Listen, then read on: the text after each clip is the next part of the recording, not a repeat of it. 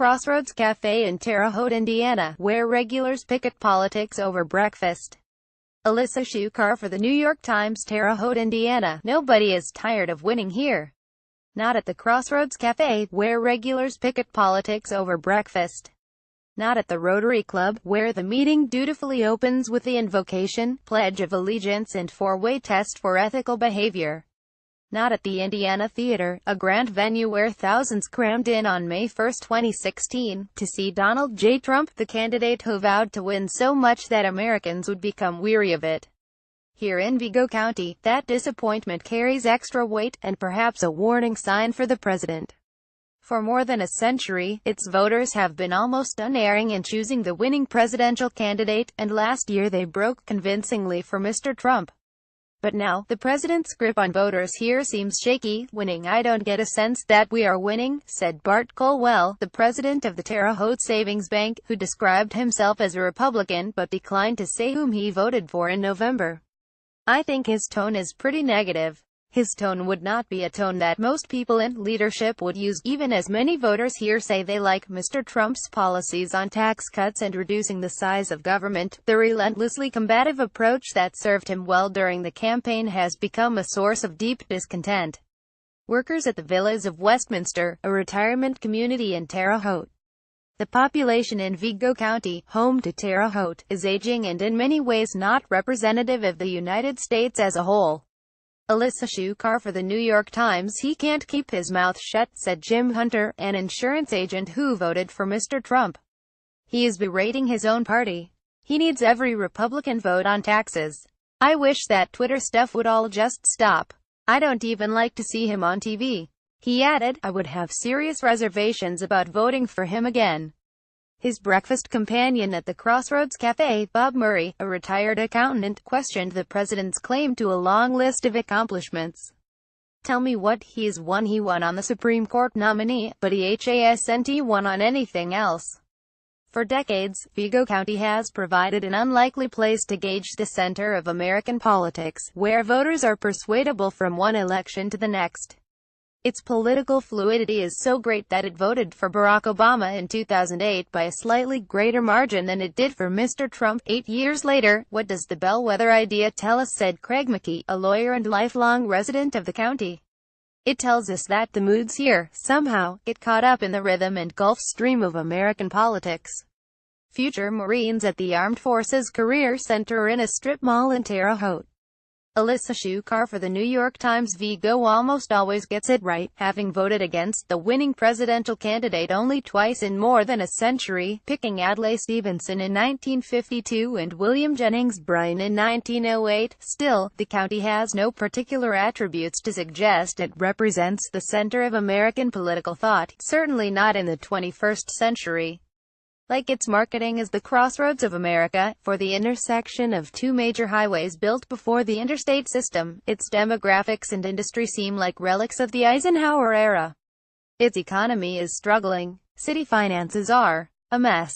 Markers of misery, the lower family income, higher rates of smoking and obesity, surging opioid use, are many. Its 108,000 residents are much whiter than the nation as a whole, and its demographics are changing only to the degree that the population is skewing older and less educated. It has benefited from government programs, like disability payments and a stimulus grant under the Obama administration that delivered a flood control project, but people here rail against Washington. It seems more like it's an amalgam rather than it is a perfect picture of what you expect for a bellwether county, said Peter D. Hart, a Democratic pollster.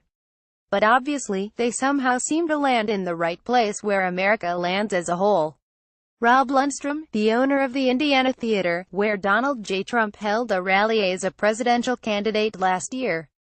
Alyssa Schukar for the New York Times. The headquarters of Clabber Girl, the baking powder company, is a point of civic pride, along with Indiana State University, which has rising enrollment, and Rose-Hulman Institute of Technology, a highly regarded science and engineering college. One old factory is being converted into lofts. But several people, when asked about the state of things, simply responded with a wince. Vigo County is a place known more for its past than its future. the gravesite of Eugene V. Debs, a native son and socialist who championed workers' rights but was imprisoned for protesting World War I, is showered with coins and a faded political button that says Veterans for Peace. The statue of Larry Bird, who played at Indiana State, marks the peak of the school's basketball program, almost 40 years ago. Anaconda no longer makes steel here, and the Columbia Record Club long ago stopped operations, along with several other manufacturers, like the Root Glass Company, which invented the green Coke bottle. For Mr. Trump, the challenge in a place like Vigo is not to solidify his base, which remains strongly behind him, but rather to keep the support of swing voters and Republicans who are reluctant to back him. National polls have found that Trump voters who had supported Mr. Obama in previous elections have now soured on the president at higher rates than other Trump voters. I think we have a broad cross-section of what the country is made up of, that's kind of in the middle, said Don Scott, an insurance agent. When the country gets frustrated, we get frustrated. Coins and a button on the Terre Haute grave marker of Eugene V. Debs, a native son and socialist. Alyssa Schukar for the New York Times. A Republican, Mr. Scott said he had voted for the Libertarian candidate, Gary Johnson, over Mr. Trump. And what does he think now? It's what I expected, Mr. Scott said.